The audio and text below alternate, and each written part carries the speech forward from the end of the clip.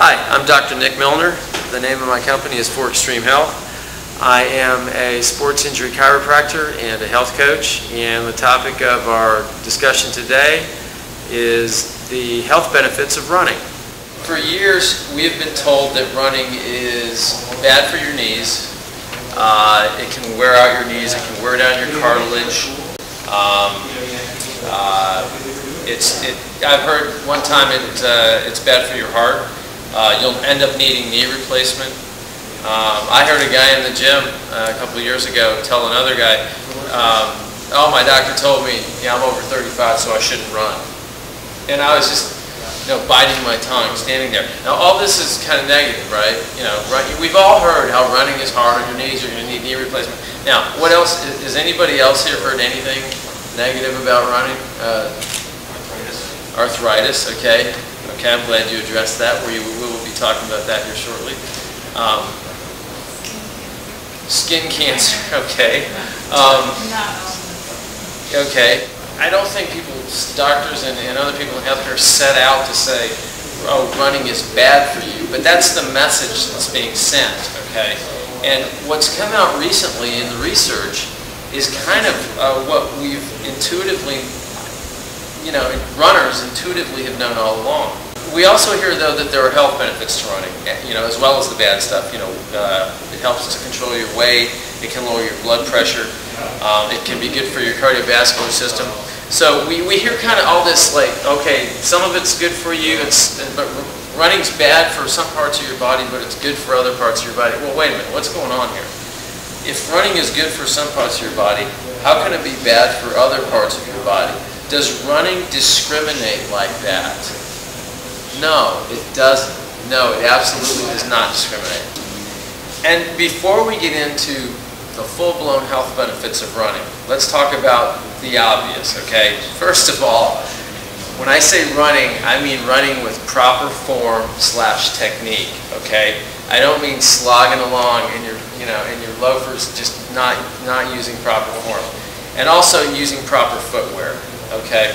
Run technique is just as specific and detailed and takes as much practice as a golf swing or a tennis swing, okay? And it takes months and years to get good at it. It's a journey to run pain-free and forever. Running does not cause injuries, improper running form does, which is a direct quote from Danny Dreyer and She Running. Footwear. Now this is a trickier subject. It's specific, I think, it's specific to the individual. After treating countless runners, what works for Nick doesn't necessarily work for everybody on the planet who runs, okay? So it is a little more specific. But I prefer flat, minimalistic shoes, like the Newtons that they sell here. I think that's the gold standard. But Saucony Kinvars are also a very good shoe. Saucony actually has multiple minimalist shoes out there. But doesn't necessarily that's right for you or for anyone else. You have to determine what works best for you, okay? And these two topics, footwear and run technique, are two completely different talks that will take up 2 completely different hours, which we're not going to get into right now. But the health benefits of running, we have to just first get that out on the table. This is assuming you're using proper technique with good footwear, okay?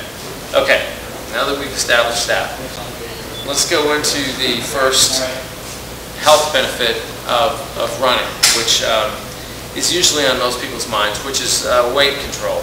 It's a great way to control your weight, okay?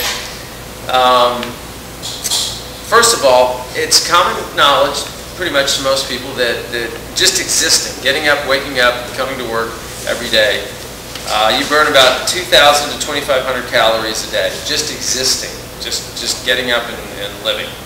Okay, and also it's pretty much common knowledge that it takes 3,500 calories to gain a pound of weight, and you also have to burn 3,500 calories to lose a pound of weight. Okay, so, and roughly, now this is roughly, you burn about 100 calories per mile. Okay, at about 165, 170 pound individual, you burn about 100 calories per mile. Now, a 220-pound person that runs an 8-minute mile is going to burn 150 calories. A 120-pound person running that same 8-minute mile will only burn 82 calories.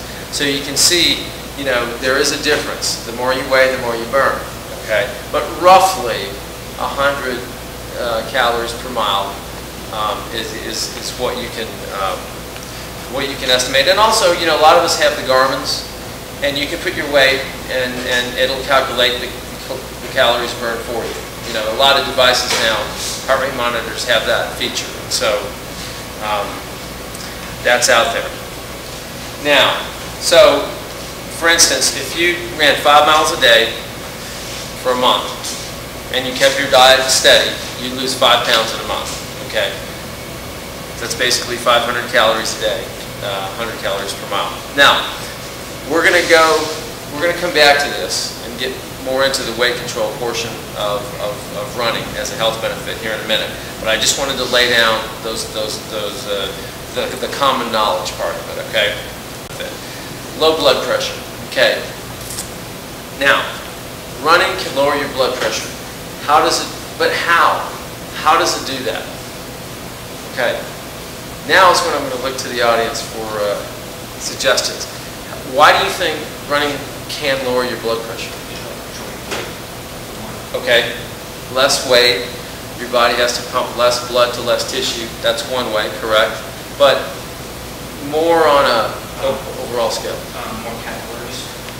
Okay, yeah. The larger network to carry blood through the body. Okay, you're flushing your capillaries, and the capillaries are the actual point where the blood flows from your blood system, your cardiovascular system. The oxygen reaches the tissue. So yeah, okay. But I'm looking for something else. For specifically how it lowers your blood pressure. Okay, now you're getting close. That's more what I'm looking for. You're using, well, you're using large muscle groups. This is what happens. Running maintains the elasticity of the arteries, okay?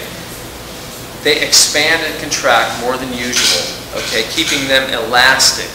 And the more elastic your arteries are, the lower your blood pressure is. That's how running lowers your blood pressure, because it maintains the elasticity of your blood, of your arteries. Arteries are blood vessels that carry blood away from the heart. That's how blood pressure is measured, okay, in the arteries. And running maintains the elasticity of the blood of the arteries. Now, granted, when you're running, your blood pressure is elevated, of course.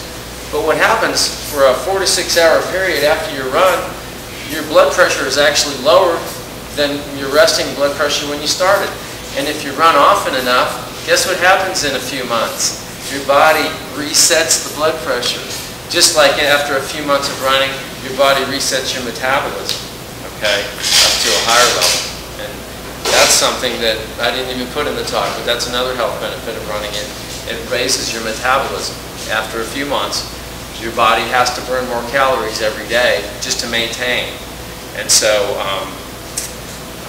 it raises your metabolism. But the elasticity of the arteries is what actually is the physiological reason that running lowers your blood pressure. Now, what else is, let's talk about another health benefit of running. Okay, stronger lungs. Now that sounds obvious, right? You run, you have to breathe, makes your lungs stronger. Okay, well how? What's going on here? We know what happens when you smoke. You know, what happens when you run? Pretty much the opposite. Deep breaths force the lungs to use more tissue. And I'm going, wait a minute, what do you mean more tissue? There's only so much tissue, right? Well, inactive people,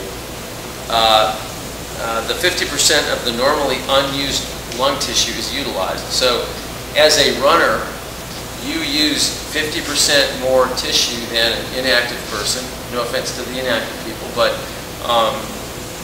you call into play, you force your lungs to use tissue that's not being utilized prior to you embarking on this running program. Okay? So that's how it builds stronger lungs. You're forced to use, you run with your shoulders back, the apices of your lungs, the very, very top that you can see actually on plain film x-ray above the collarbone, your lungs come up that high. And when you run with your shoulders, if you run slumped over, you can't draw the air in there. That's why it's so important to run, with the rope coming out of your head and shoulders, not too far back, but just naturally back. That opens up the top part of this lung, and you can take in 20% more oxygen. Okay, so lower blood pressure, stronger lungs. Now, it strengthens your heart. Running strengthens your heart. Okay, and here's how. Now this is really incredible. The cardiovascular system becomes strong and efficient the further down this road you go, your running journey. You're using large muscle groups which are calling for lots of oxygen.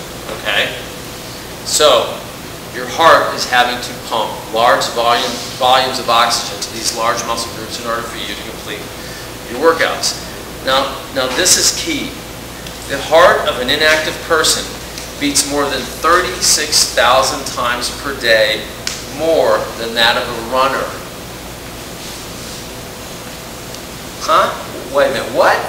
Yeah, 36,000 times more, okay? And you would think, wait a minute, no, that can't be right, because as a runner, your heart beats faster, and you're going to go through more heartbeats in a day, correct? But you know where I'm going with this. On average, the sedentary person will have a higher resting heart rate. Thank you very much. Rudy gets the star for the day. A sedentary person, an inactive person, has a higher resting heart rate, a much higher resting heart rate, okay?